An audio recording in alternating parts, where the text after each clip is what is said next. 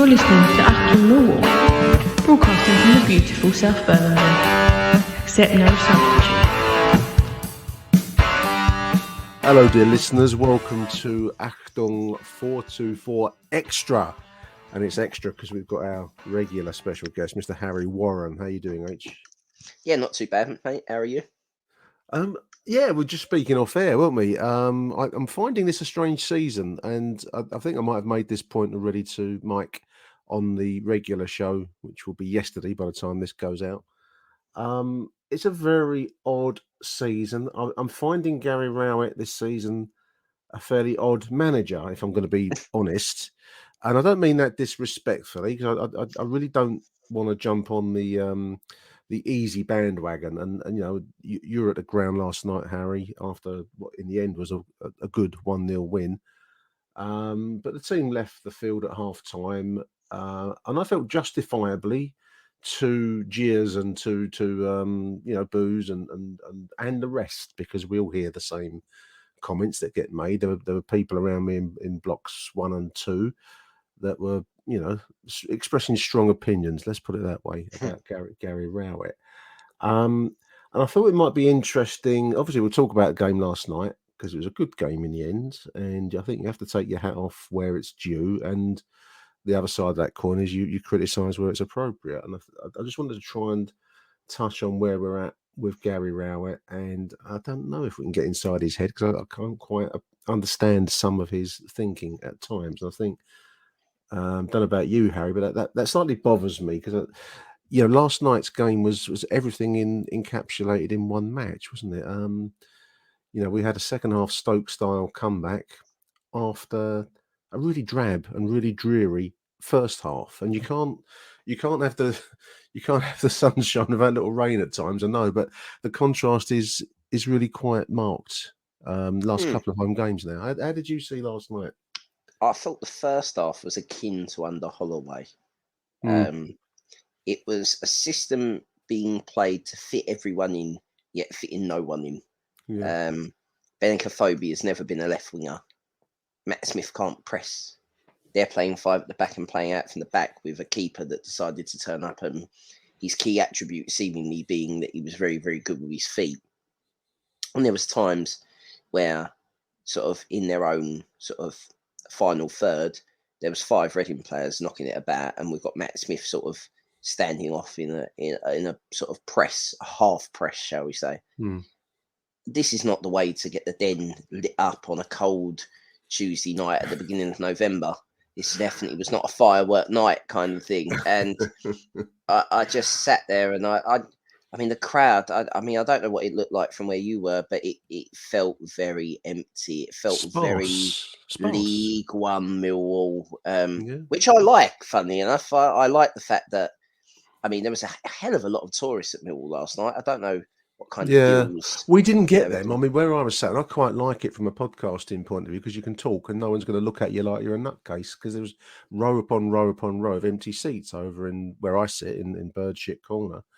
I didn't see so many of the tourists. It looked like regulars there, but there weren't many of them, and a lot of regular faces actually weren't there. Yeah, that's what I had.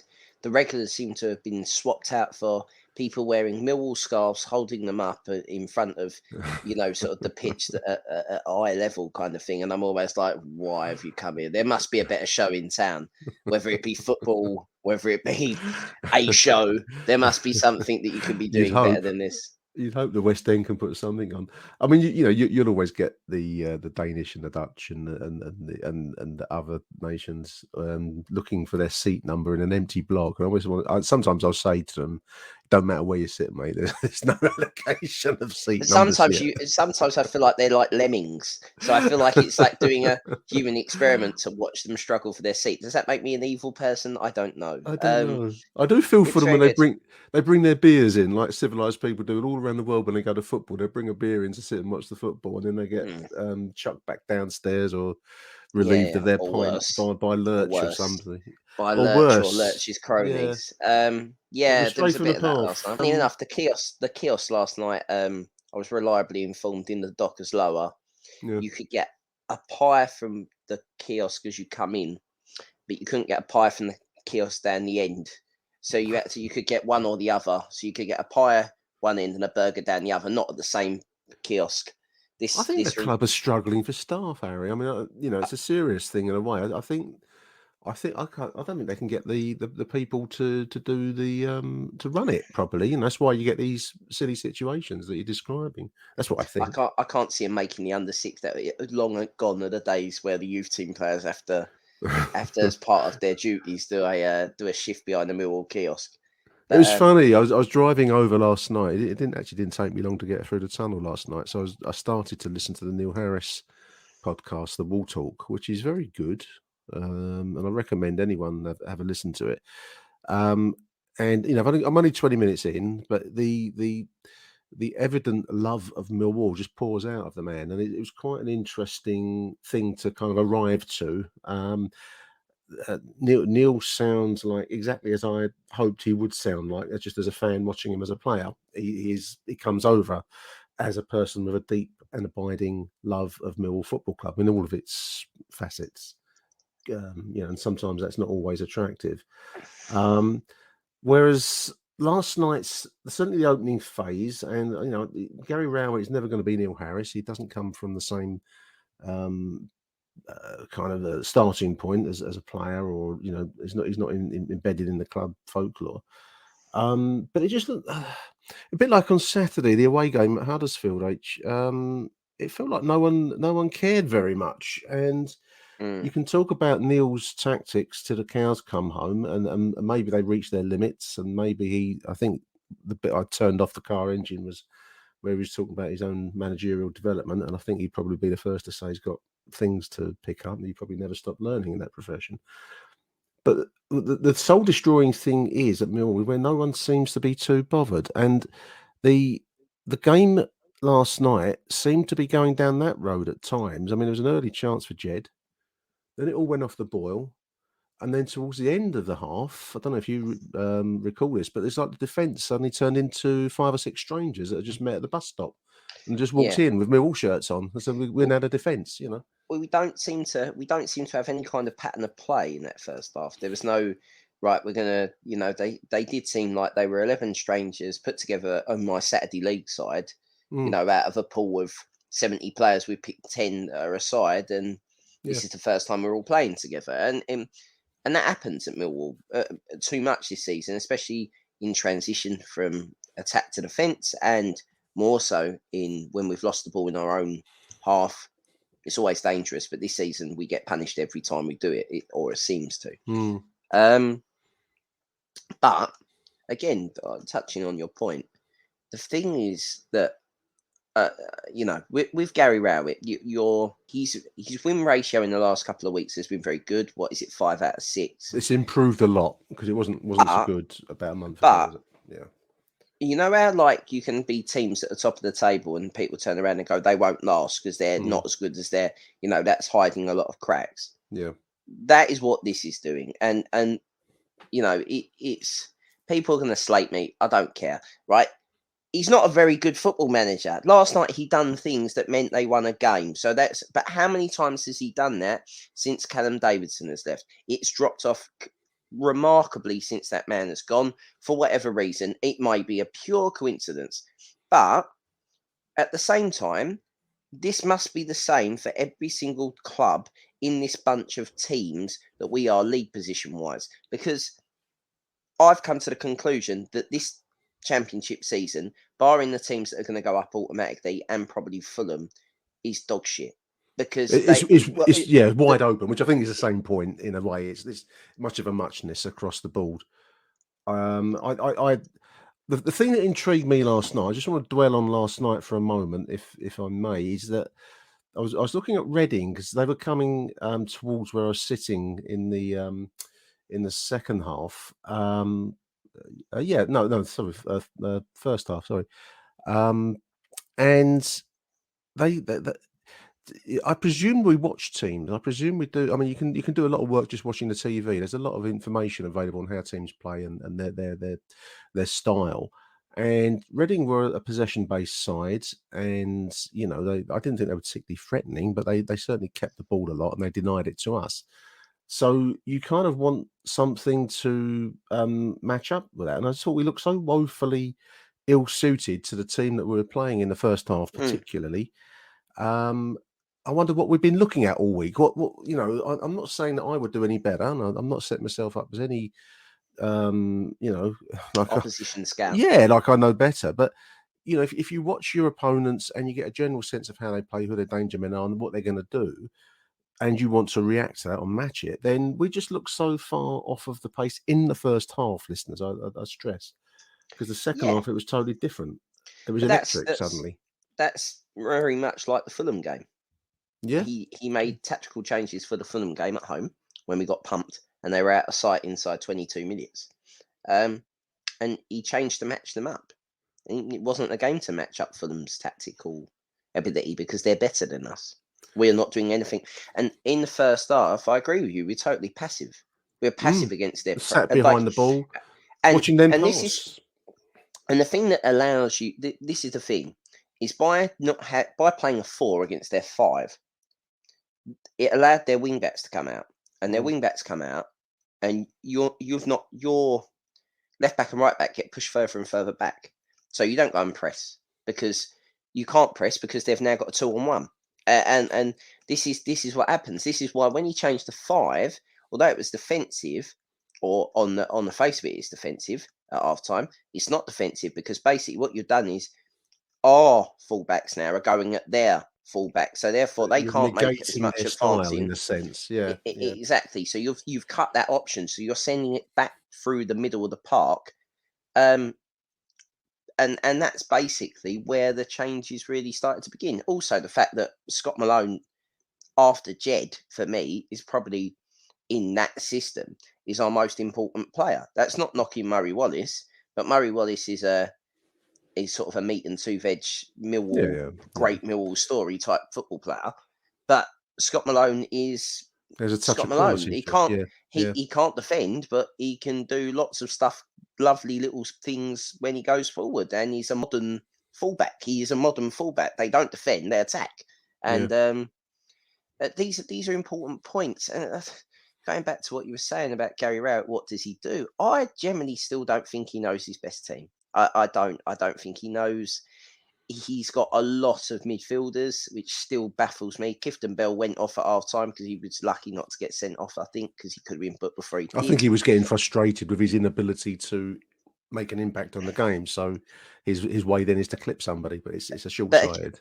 But again, all of a sudden we go to a sort of more, I don't know. I like the idea of a Leonard, Saville, Billy Mitchell midfield is my ideal 3, and I got tantalisingly close to it last night, and I had it for a few moments against Stoke, and it was as a midfield 2 with Leonard and Billy Mitchell, and Billy Mitchell, needs to learn on the job. There was a moment last night where he turned into travel ball, and I thought, this is going to end badly, and he somehow got away with it. He made that great tackle at the end, and I want to see him, but I also, on the same point, want to see Danny McNamara. And I have a thing with our manager that he doesn't like young players. It just looks very obvious to me that it's not a. I don't understand. I mean, I know the Championship is a tough proving ground, and it's no place for boys. That's we're not listening to Neil speaking on the podcast. He's talking about the great team of 1998, 99, 2000 promotion from League One, as it would be now, where you could play youngsters. We had to play youngsters because we had no other choice, and they had to learn on the job because there was no one else adequate to do the job that we were asking of them. But we are in a higher level, and I can kind of accept that you'll win nothing with kids, as the old saying goes. But equally, we do have talent. I believe Danny Mack, for example, is a talented boy. He will make errors because he's a young man, and young men do often stray where they shouldn't. That's the story of us all. But equally, you sort this kind of thing out on the training ground age, don't you? You hopefully weekdays you condition your players to do the roles that you're asking of them, and then match day, well, you keep your fingers crossed they go out and do it. But I don't understand why Danny Mack has not even been sat on the bench when, I don't want to keep digging Alex Pearce out because I don't have a problem with him particularly, but he will not play much of a role this season, whereas Danny Mack you'd expect would be a major part of the drama, And So why is he I not sitting expect there? if we lost a centre midfielder, like the best thing that could happen to us is Evans and Kiftembel getting injured. That would be the best thing that would happen, because that would force him into playing, midfielders in midfielders positions. Beyond this, he loves a utility player. He does love a player that can play multiple positions.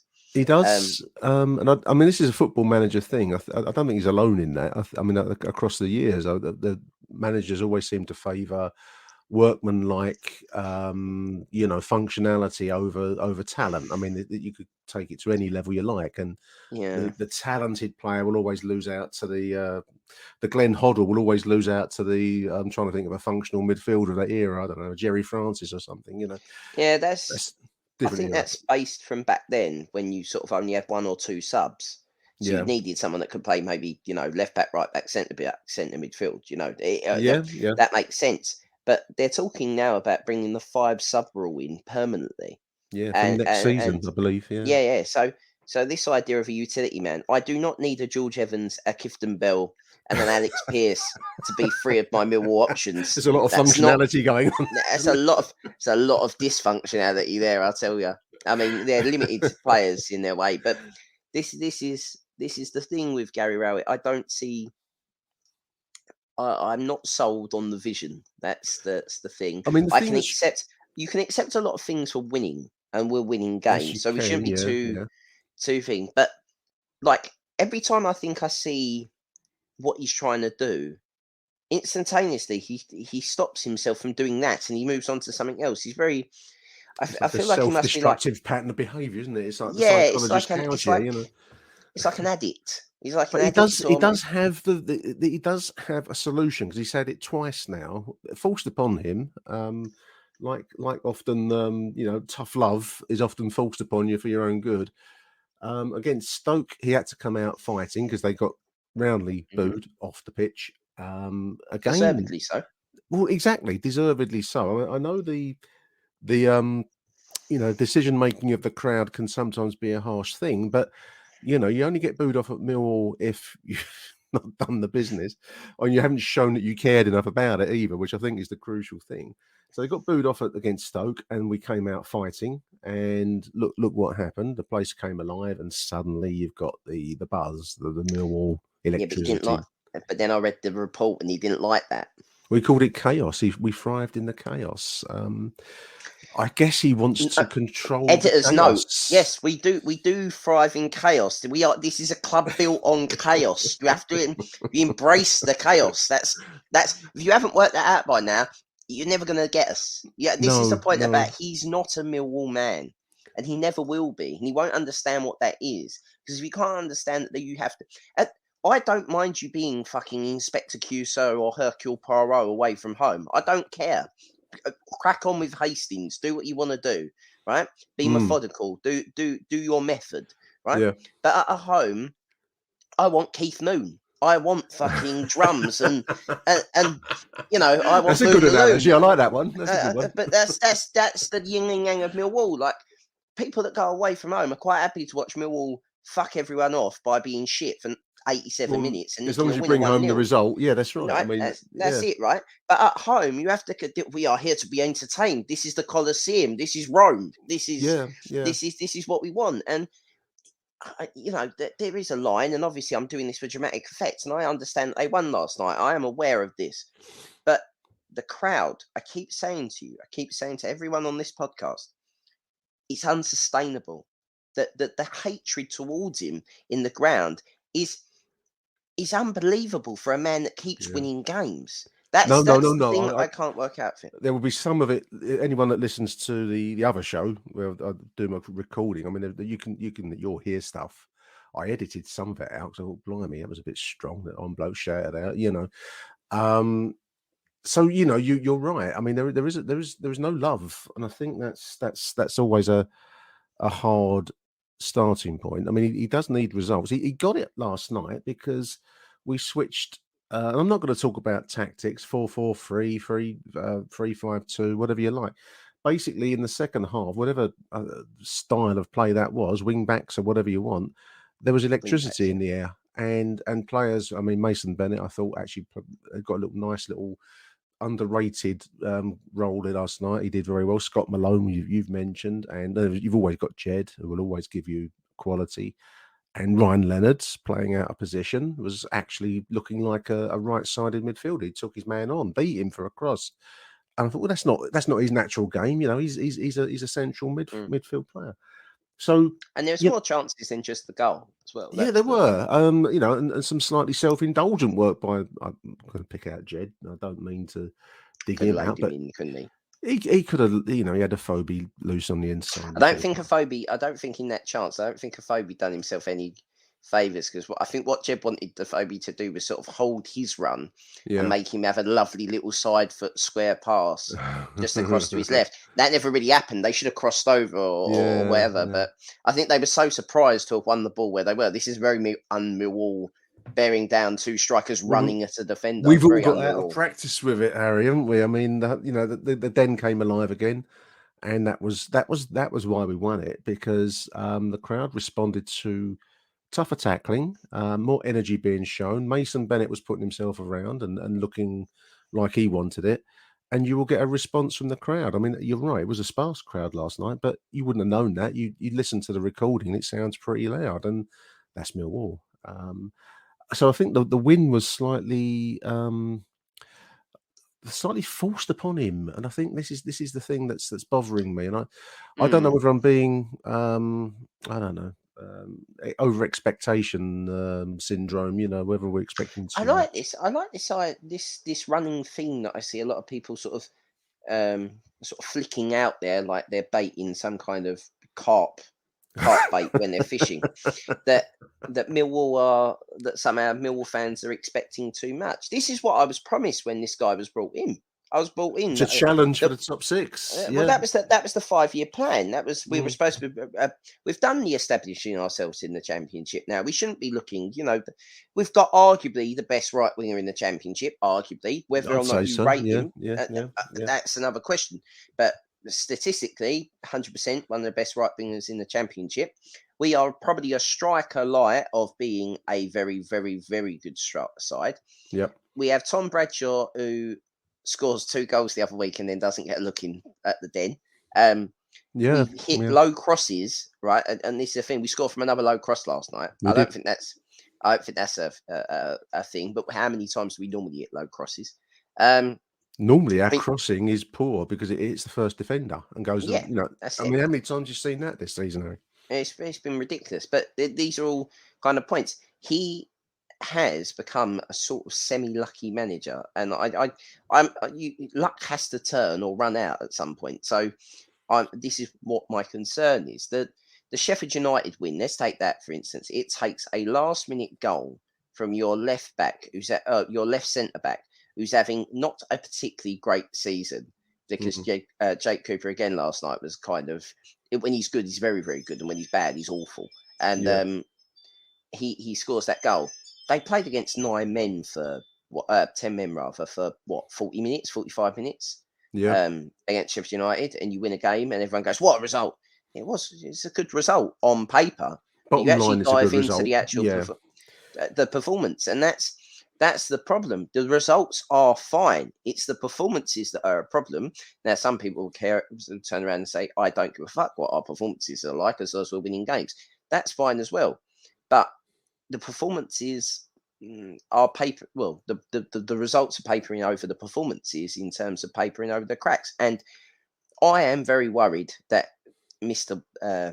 Wallace won't be there in January. And when that happens, this lovely looking table, as we look at it, what are we, 8th before the games tonight? I'm just looking at it as you're speaking. With goal difference out of away from Luton in 6th spot.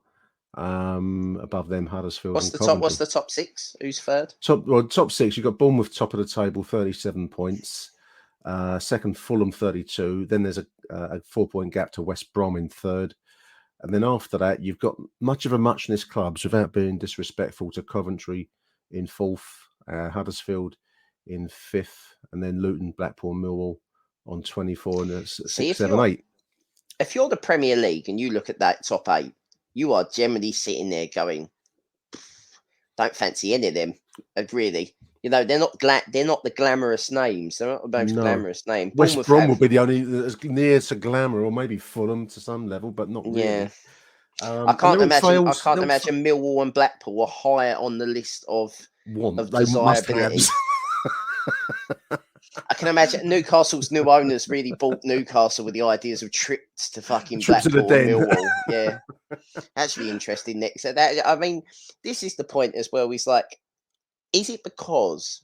See, with me, it's like I don't want to believe in this because I've been hurt before. So I don't want to believe that we're actually any good. But the question is I don't think we are good. This is the bit I've seen us have better teams and get nowhere. Like, do you understand? Or play a more. Yeah. I don't know. I feel like whether this is maybe this is a team, and we've not got many individuals. Do you understand what I mean? Like it's I think we've got a lot of good individuals by Mill standards. I mean, whether that's as good enough to sustain a challenge over a 46 game program, maybe not. We'll see. My fear. I was sitting there last night at the end of that drab first half. And my mind wanders as it does, listeners, as you know. And I was thinking, actually, this feels a bit like certain relationships I've known where the only way you communicate is by shouting at each other. You don't actually talk to each other. You don't have any kind of meaningful conversations. The only way you communicate is by screaming blue murder at each other. And then maybe whatever you're doing or she's doing changes, or you carry on doing it even more. And as people were shouting abuse at Gary Rowett last night, it got quite fruity in block 1 and block 3, I dare say. I thought this is getting like this. I won't name the poor woman involved. Can't defend herself and would shout back about my bad ways, you know. But you kind of finish up screaming at each other. That's how you talk to each other. That's all you got. You've only got rows, you know. You don't have normal life. Rows. I don't know if you know what I'm talking about there, Rach. Yeah, I kind of understand what it's like when you're saying yes to avoid a row, even though you know it's going to put you in a miserable mood. In which case you will have a row anyway because she'll say you're fucking miserable, right? And interspersed with the rows, you've got the little highs when you actually win one, and you've got the buzz when you're walking out the den. You know, you've actually had a good night. You know. And that's this is becoming. This is becoming like Saturday. Like Saturday is this. So old Millwall, pre-Rowett Millwall, pre-chaos as Rowett would put it. You'd look forward to Saturday thinking, well, Millwall are going to go and have a go at Derby, and Rooney's there as a panto villain. That's right, absolutely. And all that kind of jazz. Twanky on the sideline there, you know. Absolutely, all these kind of things, and maybe throwing a ball in his face or something when you're giving it back for a throw-in or something. These are all things that have happened, right? Yeah. This is what goes on. This is how it works. Yeah, exactly, right. But I can't see that. I just couldn't. I can see it being a boring 1-0 defeat or a boring 1-0 win, and if you get the 1-0 win, with results going your way, we'll be sitting like 5th or 4th, and you'll be going, what's everyone fucking moaning about? You know, cheer up, you miserable bastards. We won, didn't we? You know, there's a little bit of that, and maybe we all are. Maybe we all are miserable. Maybe we're not. And the thing is, as well, I mentioned to my brother last night. I said, if we do somehow shit house our way to the playoffs, it puts you in a. He turned around and went, no, you know. Depending who finishes third and if you finish 6th, you know, if it's Fulham, we're going to get blown away anyway, so it won't matter. But if you somehow they get up and you've got West Brom, over 2 legs, can you see a Gary Rowett side scoring enough goals over 2 legs to beat a side? That's it. The getting to the playoffs shouldn't be seen as the accomplishment of the season. The season, that's when the season starts. But we've never even started the season in the Championship, or not for I know what you mean. Best part of 20 I think his years. choice of word for the Stoke game, which felt like something like a traditional Millwall match, you know, everyone listening to this show knows exactly what we mean when we say that. I didn't think of it as chaotic. And I think, you know, it's what we've touched on here, Harry.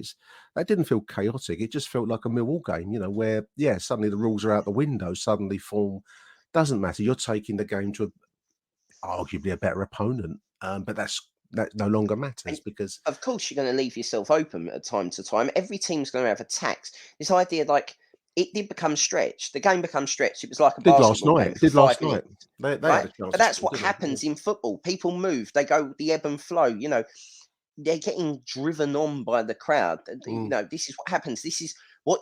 Note to Gary: the home team are supposed to rise to that. That's what they're supposed to live on. That's the advantage of being at home. This is why, for many years, you know, in Europe, teams never won away from home because it was partisan crowd, and it was Yeah. they lived up to it. It was hard places to go. You know. Achtung, Millwall. This thing that the Den should be. It should be a hard place to go at its very core. And you're taking out the element that makes, you know, last season he talked about, this is the interesting part. Remember during lockdown when he didn't win in, I don't know, 8 A long years, time. Yeah. he mentioned the fact that it was always going to be hard for us because we didn't have our crowd. Mm. Now, but you've come back and your football is to sort of navigate the crowd's wants and desires who are going to help you achieve your, you know, they should be one. We should both want the same thing. We should, like, the manager, crowd, team should all be working towards the same goal. The goal is for us to win football matches, right? I agree. But And however decisively you can argue both of those two wins, Stoke and Reading last night, you know, you could talk about whether they're decisive wins or not. They were good wins from my perspective. Both have occurred where that crowd and the team almost fuse as one unit. It becomes Millwall. That's when the only time we'll ever succeed, in my opinion, in league terms, is where we have that feeling on a regular basis, because that's how we compensate for the lack of finance that brings in the international players that other teams call normal. I remember when Gary Rowett first joined us, Harry, just after Neil Harris departed, and I can't remember how he put it, but so I'm paraphrasing a bit, listeners, but he said something to the effect that he wanted the Millwall crowd to make it the horrible place that he remembers as a player coming. He wanted that sense of overpowering bias for the crowd, the home crowd. It brings a pressure on everyone, and it makes, you know, good teams crumble. But I don't think he believes it. I think there's a certain fear of it, because you don't know. It's like riding the tiger. You don't know where it's going to run off to, do you? You know, and I think sometimes you can talk about loving that, but I don't know whether he does love it. I think one thing I did pick up from Neil listening to his podcast, and I'm not here to contrast the two because they're two different men, but I think he did understand that, and I don't think he feared it. I think he knew that it was the secret weapon up our sleeve, and I think that's what's gone missing. my question would be is that under Harris, we were famously very, very good in cup competitions. Yes, we were, clean yeah. more than some of our parts. I can never imagine us beating the Premier League side under Gary Rowett. Even if we were in the Premier League, I think we would do. Norwich are setting a record this season. Be my Yeah, I mean, the high points of that Leicester in the cup, Everton in the cup, Harry, both big nights, big bed nights, you know, days. If we ever went up under a Gary Rowett managerial reign, you know, I can imagine a record low points total from Millwall, where the idea to go up and to become even more Millwall, to double down on we need to fucking get 15, 18 points at home this season to have any chance. You know what I mean? Like, this would be the bare minimum. And I couldn't imagine Gary Rowett doing that. So I'm not saying that. The problem is you're biased by the fact that you only watch Millwall on a regular basis. So I don't know. Yeah. I don't sit here and listen to the Luton Town podcast, or God forbid a fucking Birmingham City podcast, because I'm pretty sure that a lot of these, Bristol City are another one. There are bigger clubs than us who are having worse seasons. Look at Cardiff. And they seem to be going. Yeah, they seem to be going through managers. You know. Yeah, they seem to be going through managers like, you know, like a hot knife through butter, and they're not really getting anywhere. But no. For us, we seem to have somehow found ourselves in a position where, I don't know, we want. I think it's coming from a good place. These people that want.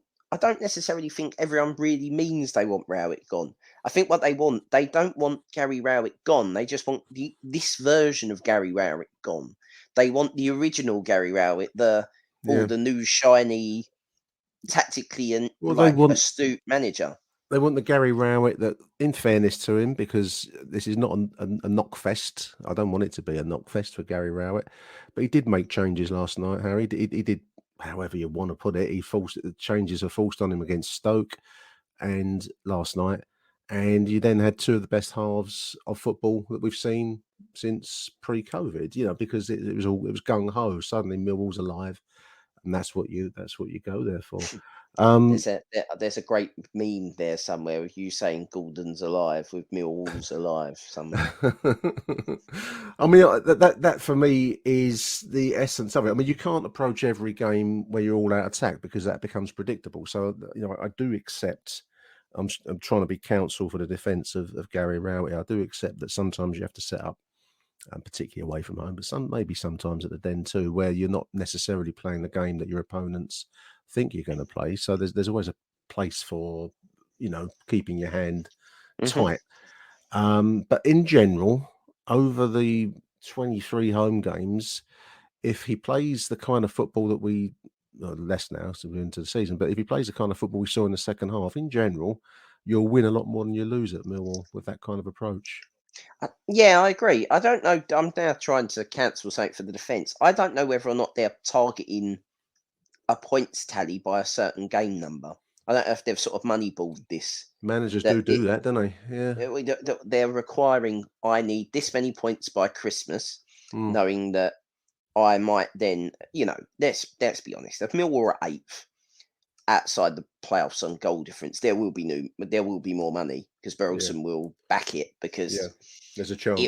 There is a chance, and they backed it under Harris in Ben Marshall. And there will be funds. I'm sure there will be.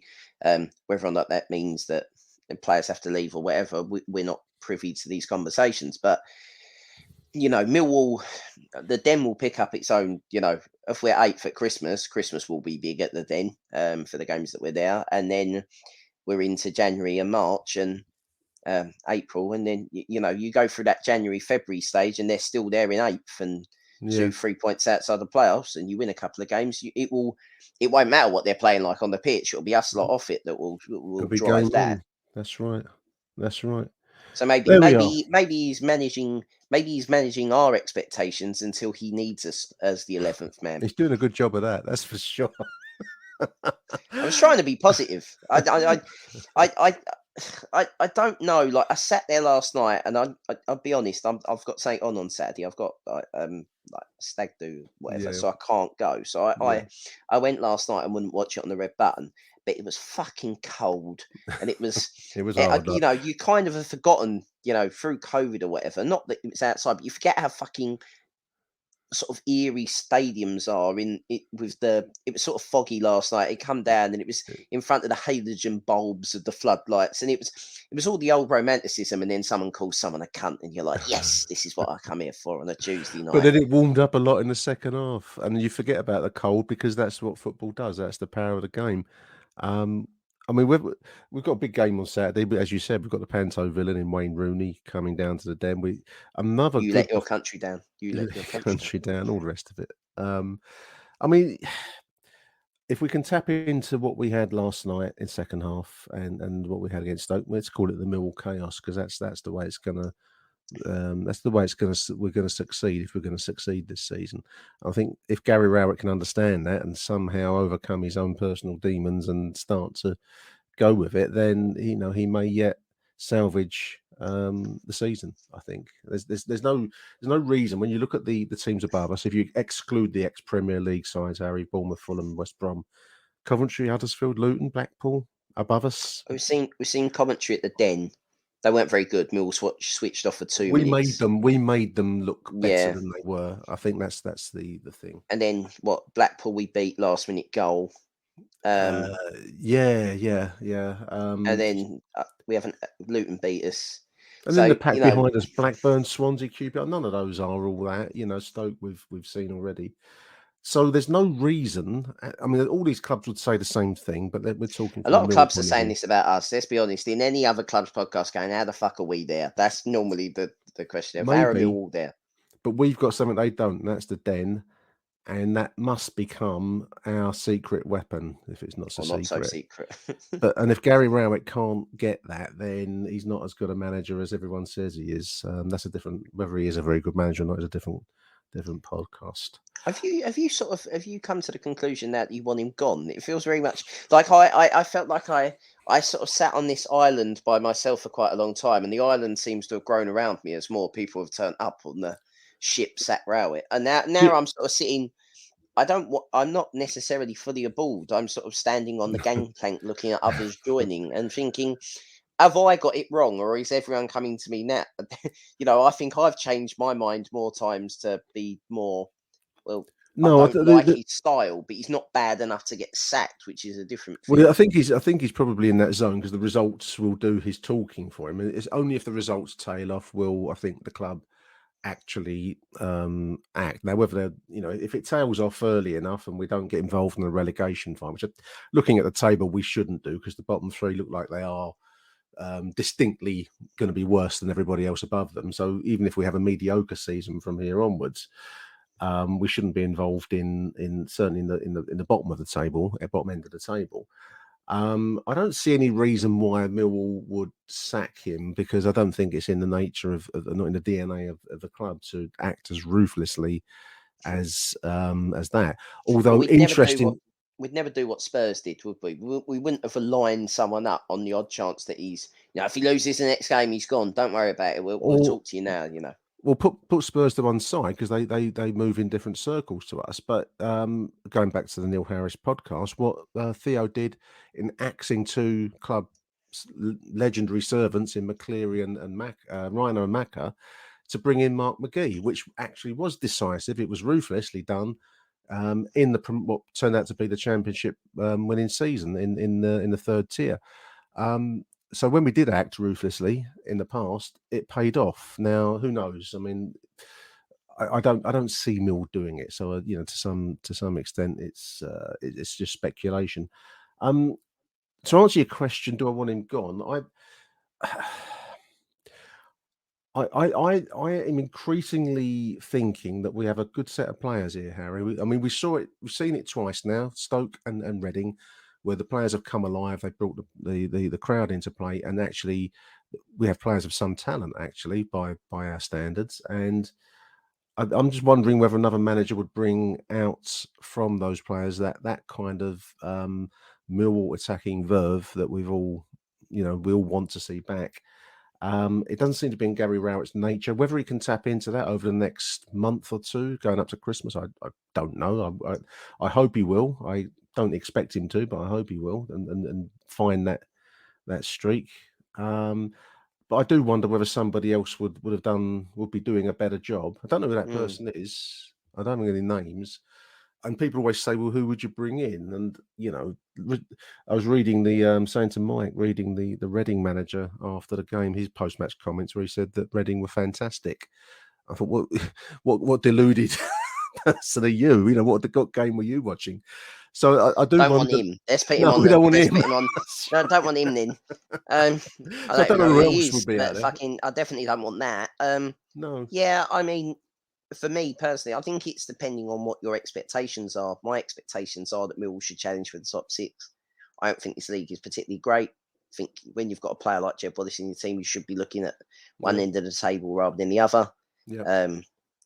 And the keepers class, the left back decent, the centre midfielders are all right. Saville scored 10 goals when he was here last time when we played to his strengths and didn't play him in a position that doesn't suit him. Wallace is arguably the best player in the division on his day. Yep.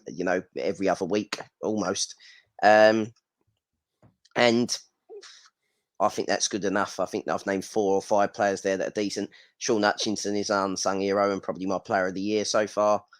That's it. He played well last night. Yeah. This is beginning to become a very good championship side, a very, very good championship side. Now, is it ready to take the next step? And is this manager ready to guide us to that next step? I'd almost want someone that's done it before. That's kind of my problem with Gary Rowett. An experienced. Well, not necessarily experience. I just want someone with if what you're saying there is like we're looking at this idea that we moved away from Millwallness when we got rid of Harris to this next level of sort of artistic, tactical nous, whatever you want to call it. I can't see it. I just see a different style of football. I don't see necessarily a more tactically astute manager at times. Yes, he's got two things right, but we could list a hell of a lot more things that he's got wrong. Yeah. The same comebacks of why Rowett should stay and this and he should be given more time seemingly come around, that people like to batter sort of certain players that were here before he was here. Well, it is his job to get rid of them. That is a football manager's job, and the recruitment side is his job as well. I think overall we're better. I mean, we've got more quality in the squad. We are a better squad. There's still some We are a dead better wood. We squad. know that. And you can argue about some players are not featuring, but overall, with one or two exceptions, I'd say the squad has improved. So for you, where would be a successful season then? I think before the season you asked that, but I think we asked a lot of people, and I don't think we sort of got like top 10. But the top 10's the same as what we finished the 2 seasons before. You've got to start to make progress. Otherwise, well, we didn't. I thought we had, but last season, which is kind of a season that was erased because we didn't go, and it was all kind of behind closed doors. But we finished 11th last year. But I mean, one or two spaces doesn't make much difference. I mean, unless we're finishing in the top 6, in my opinion, then it's a mediocre season.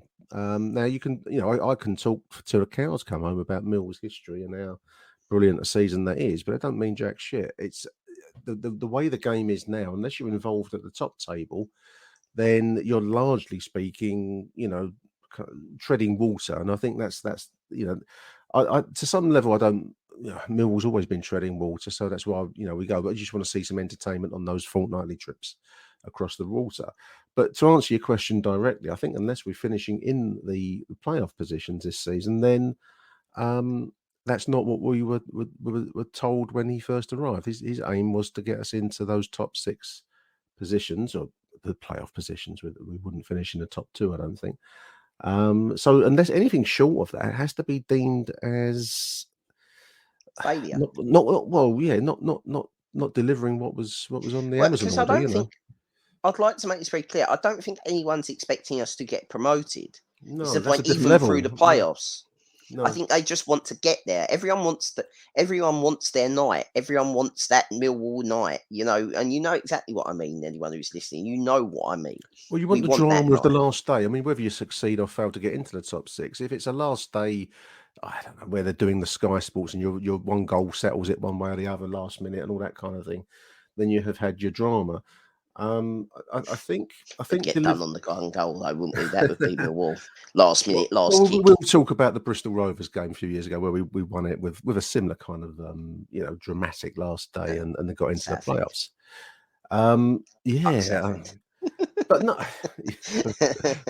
they've diverted my mind off on the South End and their plight now. But anyway, we'll probably call it quits there, H. I mean, I don't think that Millwall will be as ruthless as maybe I would have liked. Top clubs are ruthless, and then other clubs are also ruthless and they fail. So you're testing a coin. I mean, the thing is, I'll chuck 3 names at you, and they're the reasons that people will say no is why would they want to come here? 2, money, and 3, are they coming here for the right reasons? So my 3 would be Alex Neil, Chris Wilder, and Eddie Howe. Now, if you're going to get any one of those 3, you expect success with those 3 names. That's it. Yeah, but Alex Neil will have a point to prove. Whether or not it'll work, he might be the only one who's affordable for us. I don't know. Possibly, I would have but thought. I also ridiculously threw out the other day, and someone said I actually could see that working. I could see if Sam Allardyce is ever going to take another job in football. I think after getting relegated last season, I think that's his Premier League job's done. I think he needs to. If he ever wants to work again, it's going to be a Championship promotion. And maybe he will. Maybe he will want to come to a club like I could actually see Sam Allardyce and Millwall going together like a pint of wine in Sam Allardyce's hand. Ex-player. I've seen him play in a Millwall shirt in my time. That's how long. I'd like Allardyce at Millwall.